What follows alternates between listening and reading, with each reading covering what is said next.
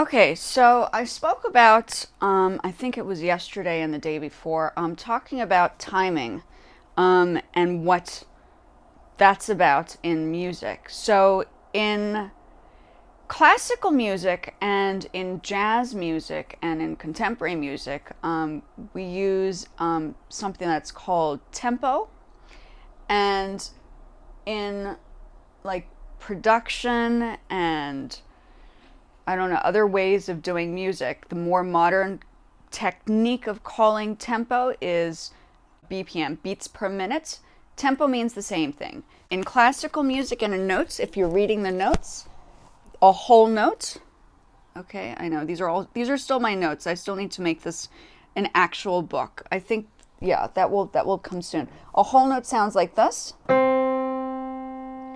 And if you're doing a tempo, let's just say 1, 2, 3, 4. Okay? One more time.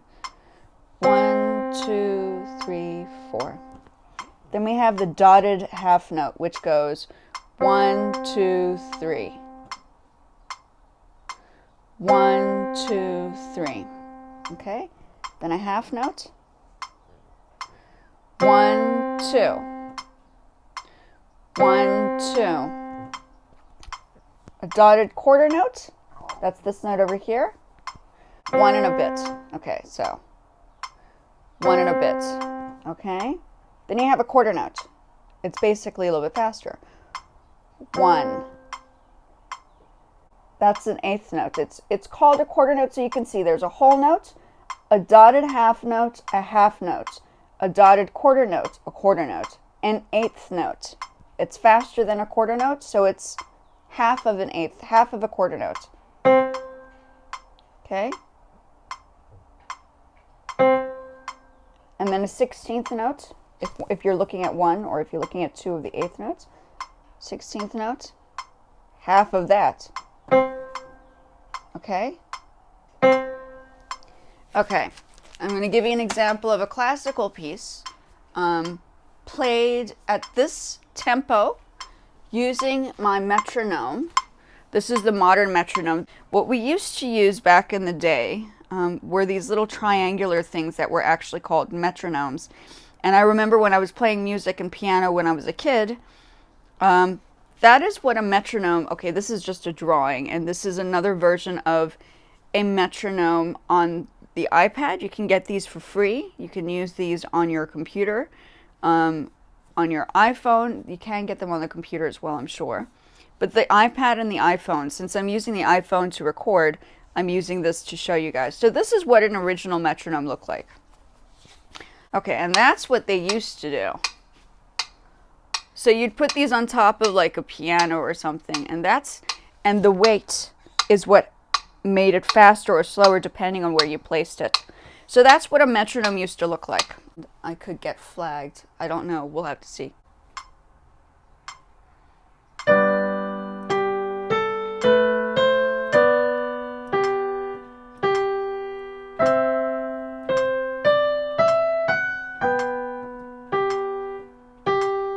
Okay.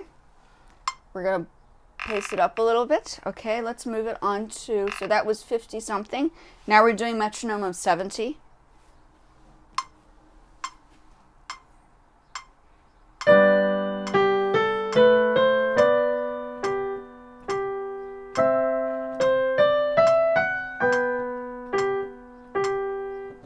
Okay, let's move it up. I'm just having you guys hear what we can do here.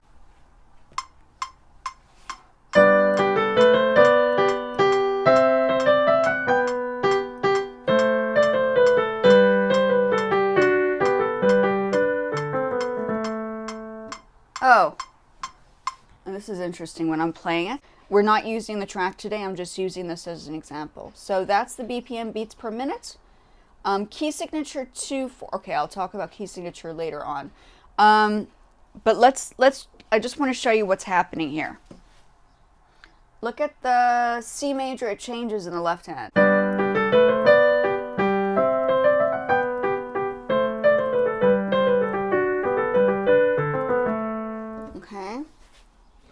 Okay, so I just thought maybe it'd be fun to see how Logic kind of plays around with that. If you're writing a song and you don't know how to write the music, but you're interested in a sound, you can always, that's why Logic and GarageBand are great. I don't remember if GarageBand does that, but Logic definitely does that. You can basically write the sheet music right on Logic. Let's see if I can pull it out. Let's use this. Okay. So here, I'm going to go back here. So you have the score music there. So whatever we played the other day,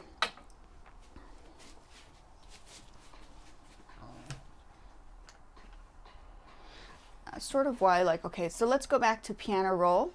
So you click on this, for instance, okay? This is the one that we're working on.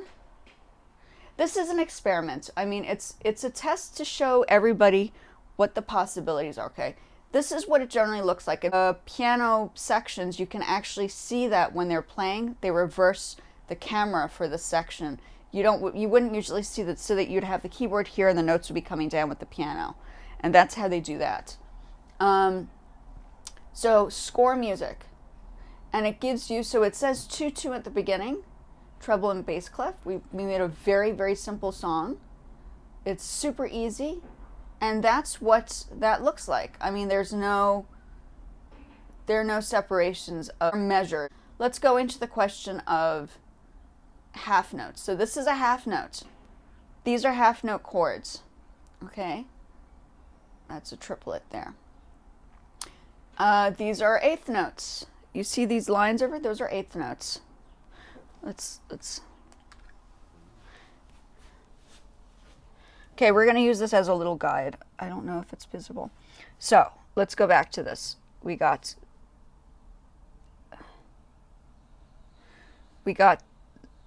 treble clef, bass clef, 2-2.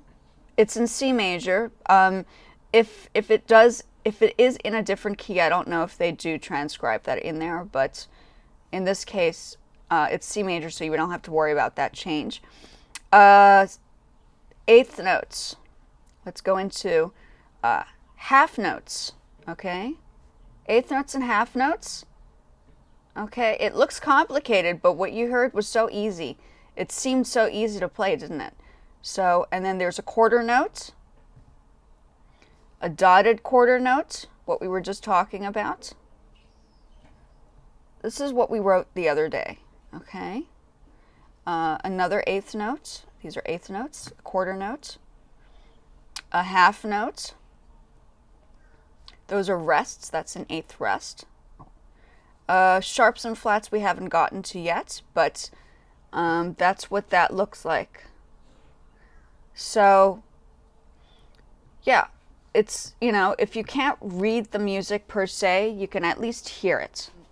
If you can't necessarily read the music yet, it's okay, as long as you can hear the changes. And if you need to write them down, we've already written a sheet of music that's very simple and easy to read and easy to understand. So you can always print this out, for instance, and you can use that as an exercise. So all of these things come in handy.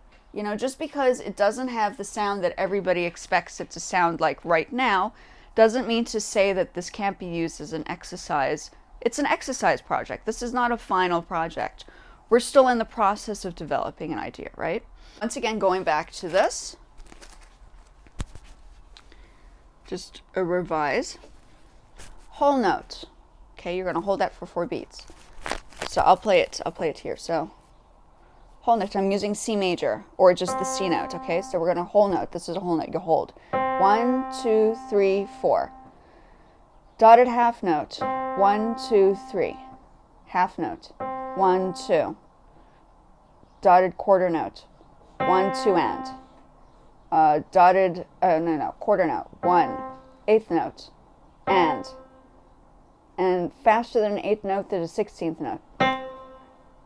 And there are many, many more notes that go beyond that. But this is just the beginner side of how to read notes on an instrument. And if you play drums, these are generally the same beats. So you would see these on drum drum beats as well. So if you're practicing your drums, these notes would be necessary. Okay, when I studied drums, the focus was beats. Beats are very, very important for all instruments, but the drums specifically, drums and keyboards seem to hold the timing for a group, a band. The keyboardist and drum player have to be in sync. That's an important. So they both need to understand how to read the timing, like pretty well.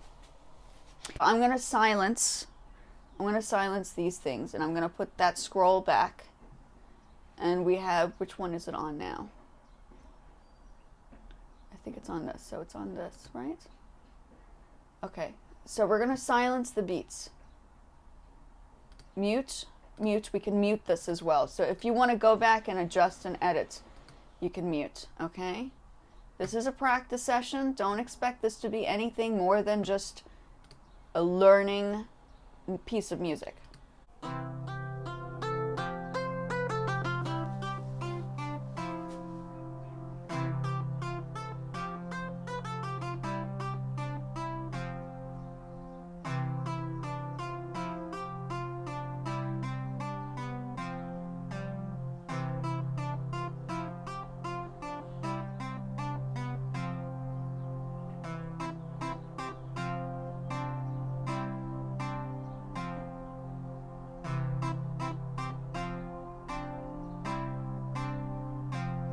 And isn't that interesting? And it creates 3 different parts. Well,